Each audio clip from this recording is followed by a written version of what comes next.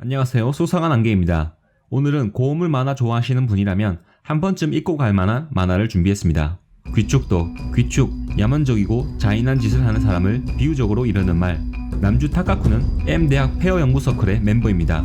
그가 이 서클에 들어온 이유는 단 한 가지, 짝사랑 우에하라 때문입니다. 오늘은 서클의 멤버들과 무인도 페어 탐사를 위해 나왔습니다. 섬에서 이상한 시선을 느낀 타카쿠. 일행은 무인도에서 조난자를 발견합니다. 우에하라가 좋아하는 토야마 선배는 앞뒤 안 가리고 우도 뽑고 무인도로 헤엄쳐갑니다. 그런 토야마 선배를 우에하라는 사랑의 눈빛으로 바라봅니다. 남주 타카쿠는 이 모든 상황이 못마땅합니다. 그런데 조난자는 토야마 선배보다 훨씬 덩치가 큰 사람입니다. 한 손에는 망치를 들고 돼지 가죽을 얼굴에 쓰고 있습니다. 그대로 토야마 선배의 머리에 꽂아 내립니다.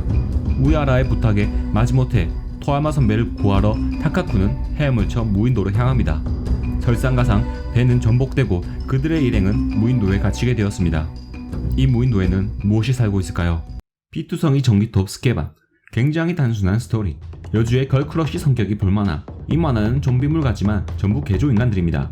대부분의 개조인간들이 여주 노코무라 기코의 학급 친구들이었지만 감정 없이 전기톱으로 아작을 냅니다.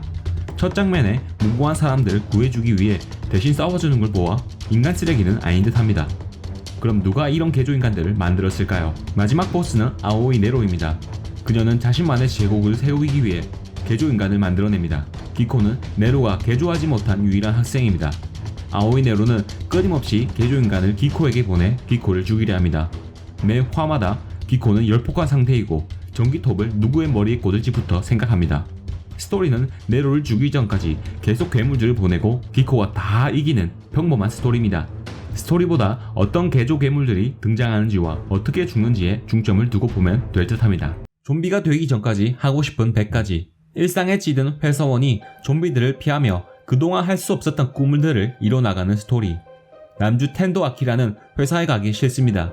신입사원일 때는 패기 넘치고 선배들에게 잘 보이려 노력했습니다. 그런데 회식이 끝나고 다시 회사에 들어가야 할 만큼 업무 시간은 상상을 초월합니다.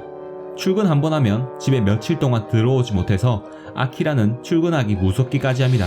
그런데 밖에서 뭔가 이상한 일이 일어났습니다. 사람들이 더 이상 평범하지 않습니다. 좀비들에게 쫓기면서까지 아키라는 회사에 늦는 것을 걱정합니다. 좀비 세상에 회사는 더 이상 필요하지 않음을 깨달았습니다. 정말 오랜만에 휴식을 취하는 남주. 좀비보다 지금 회사를 빠질 수 있음에 감사를 느낍니다. 좀비가 된 회사 사장에게 사직서를 내고 완전히 홀가분한 상태가 되었습니다. 여태껏 해보지 못한 일들을 적어나가며 좀비가 되기 전에 해보고 싶은 100가지를 만듭니다. 어느 날 가전제품 찾으러 우연히 들어온 건물에서 예쁜 여성들과 만납니다. 인류 종말이 코앞에 있는데 인류의 번식을 위해 미팅 분위기를 만듭니다. 마음에 든 여자 짝 3호가 좀비들한테 당해서 너무 슬픕니다. 아키라 친구는 이 와중에 원했던 TV를 손에 넣었다고 기뻐합니다. 웃지 못하는 이 상황에서 어떻게든 웃는 이 캐릭터들. 좀비들에게서 끝까지 살아남을 수 있을까요? 간니발, 마을에서 일어나는 식인 사건, 그리고 외지에서 온 이방인들. 다이고의 가족은 쿠게 마을로 전임 온 순경입니다. 아직 현지인들은 그를 외부인 취급하지만 별로 개의치 않고 있습니다.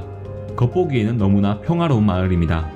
그런데 산속에서 할머니의 시체가 발견됩니다.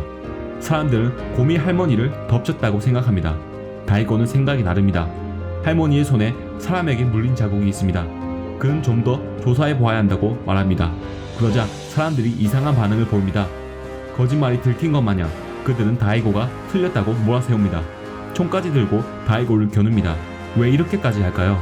이 상황은 다이고가 용서를 구하면서 일단락됩니다. 총까지 겨눈 사람들은 농담이라고 하는데 다이고는 도저히 이해할 수 없습니다. 조금씩 드러나는 마을의 비밀. 아직 물증은 찾아내지 못했지만 다이고는 확신했습니다. 이 마을 사람들은 사람을 먹고 있습니다.